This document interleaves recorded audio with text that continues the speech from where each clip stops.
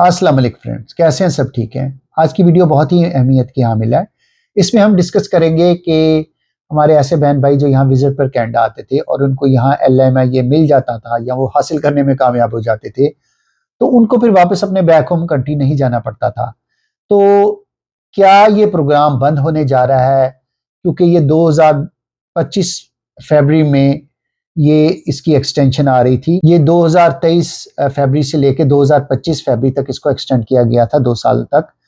तो कहा ये जा रहा है कि शायद ये बंद हो जाए, इसकी एक्सटेंशन ना हो। तो आज हम इसके बारे में बात करेंगे। वीडियो बहुत ही अहम है, वीडियो को प्लीज़ एंड तक देखिएगा। वीडियो शुरू करने से पहले मेरे तमाम ऐसे बहन भाई जिन्होंने अब तक मेरा चैनल सब्सक्राइब नहीं किया, उनसे रिक्वेस्ट है काइंडली मेरा चैनल सब्सक्राइब कर लें और बेल आइकन को प्रेस कर दें ताकि आने वाली हर वीडियो बर वक्त उन तक पहुंच सके। चलते हैं वीडियो की तरफ। अच्छा फ्रेंड्स, इस तरह है कि जैसे आपने सुना कि ये काफ़ी आजकल सुनने में आ रहा है कि LMIA का प्रोग्राम जो कि 2023 फरवरी से 2025 फरवरी तक उन्होंने एक्सटेंड किया था गवर्नमेंट ऑफ कनाडा ने। और इस प्रोग्राम के दौरान यानी जो विजिटर होते थे वो यहाँ आते थे और अगर उनको LMIA मिल जाता था या वो हासिल करने में कामयाब हो जाते थे तो फिर उनको वापस अपने बैक होम नहीं जाना पड़ता था। ठीक है, और ये उनके लिए बहुत ही इजी था कंपेयर टू इस चीज के कि अगर उन्हें LMIA मिल भी जाता है और उनको फिर वापस जाना पड़ता है, फिर सारे प्रोसीजर में से होके गुजरना पड़ता है। तो इस वजह से उनको बहुत ज्यादा आसानी थी इस सिलसिले में कि उनका जो सिलसिला है वो यहीं से शुरू हो जाता था, उन्हें वापस नहीं जाना पड़ता था और टाइम नहीं उनका वेस्ट होता था। ठीक है, अब सुनने में ये आ रहा है और कहा यह जा रहा है कि शायद 2025 फरवरी में जो इसकी एक्सटेंशन आ रही है इसको शायद एक्सटेंड ना किया जाए और मोस्ट लाइकली चांसेस भी यही हैं। उसकी मैं रीजन आपको बताता चलूं, क्योंकि ये 2 साल के लिए प्रोग्राम उन्होंने एक्सटेंड किया था और आगे भी एक्सटेंड होना था। मगर हुआ क्या कि इस दौरान, जैसे कि मैं आपको पहले भी कुछ वीडियो में बता चुका हूं कि पिछले चंद सालों में बहुत ज्यादा स्टूडेंट वीजा इशू हुए, स्पेशली प्राइवेट कॉलेजेस की तरफ से। ठीक है, उनमें बहुत ज्यादा स्टूडेंट आए, यानी ऑन एवरेज पिछले 2 सालों में हर साल तकरीबन 8 लाख के करीब जो स्टूडेंट्स आए हैं। ठीक है, और इसके अलावा 4-5 लाख के करीब इमिग्रेंट्स आए हैं और उसके अलावा रिफ्यूजीज वगैरह, उसके अलावा टेम्परेरी फॉरेन वर्कर्स भी आए हैं।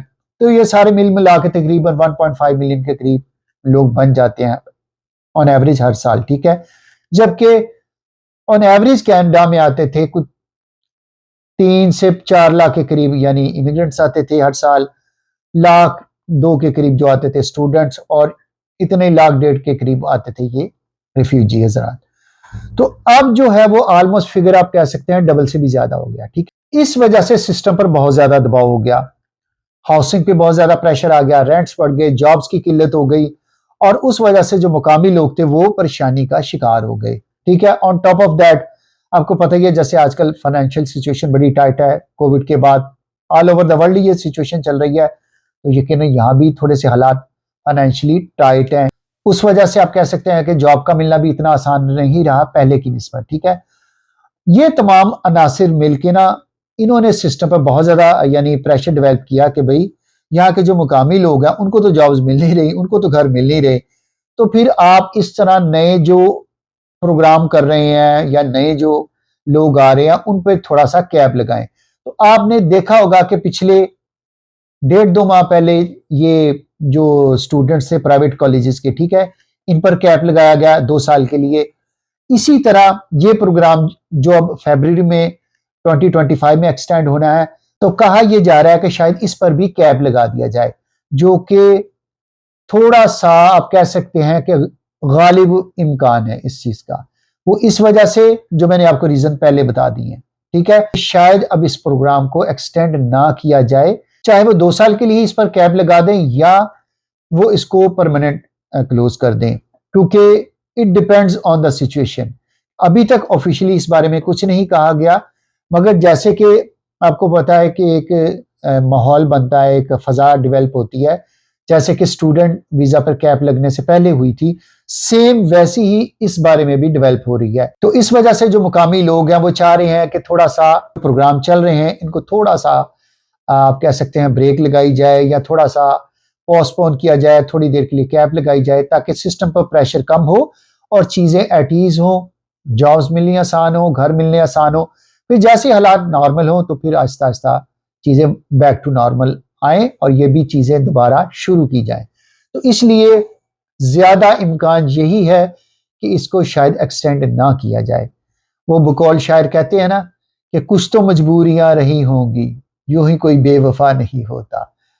तो आप ये देख लें कि कुछ तो ऐसी रीजन हुई है ना कि उन्हें ये इकदाम करना पड़ रहा है, वरना अच्छा खासा ये सारा सिलसिला चल रहा था। इमिग्रेंट्स भी आ रहे थे, स्टूडेंट भी आ रहे थे, बाकी भी जो कैटेगरीज हैं वो सब लोग आ रहे थे, मगर वही बात ना कि वो एकदम आप सिस्टम पर बोझ डालेंगे तो फिर यही रिजल्ट निकलते हैं।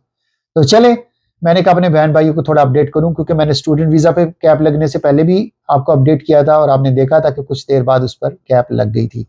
और अब भी वेल बिफोर टाइम मैं आपको बता रहा हूं कि गालिब इम्कान यही है कि इस पर भी कैप लगा दिया जाए फॉर सर्टेन टाइम। ठीक है, इसलिए अगर मेरे कोई ऐसे बहन भाई जिनके पास वैलिड वीजा है यहाँ का किसी भी तरह का, तो वो यहाँ इस कैटेगरी में अगर फॉल करते हैं तो वो LMIA के लिए अगर उनको ऑफर हो रही है या वो हासिल कर सकते हैं तो वो ट्राई कर सकते हैं वेल बिफोर द डेडलाइन। अगर वो डेडलाइन का टाइम गुजर जाता है और उसके बाद उनके पास वीजा भी है, तब भी अगर उन्हें LMIA यहाँ मिल जाता है तो उन्हें वापस जाना होगा अपने बैक होम और फिर सारे प्रोसीजर में से होकर गुजरना होगा।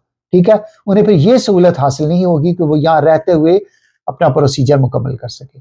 तो मैंने कहा चले अपने बहन भाइयों को बताकर थोड़ा सा उन्हें वेल बिफोर टाइम अपडेट कर सकूं, ताकि अगर किसी का ये इरादा है तो वो फरवरी 2025 से पहले ये अप्लाई कर दे यहाँ आकर। ठीक हो गया। तो चले फ्रेंड्स, ये थी आज की वीडियो अच्छी लगे तो प्लीज इसको लाइक और शेयर कीजिएगा, दुआ में याद रखिएगा, अपना बहुत सा ख्याल रखिएगा। चले मिलते हैं किसी और वीडियो में। ओके जी, अल्लाह।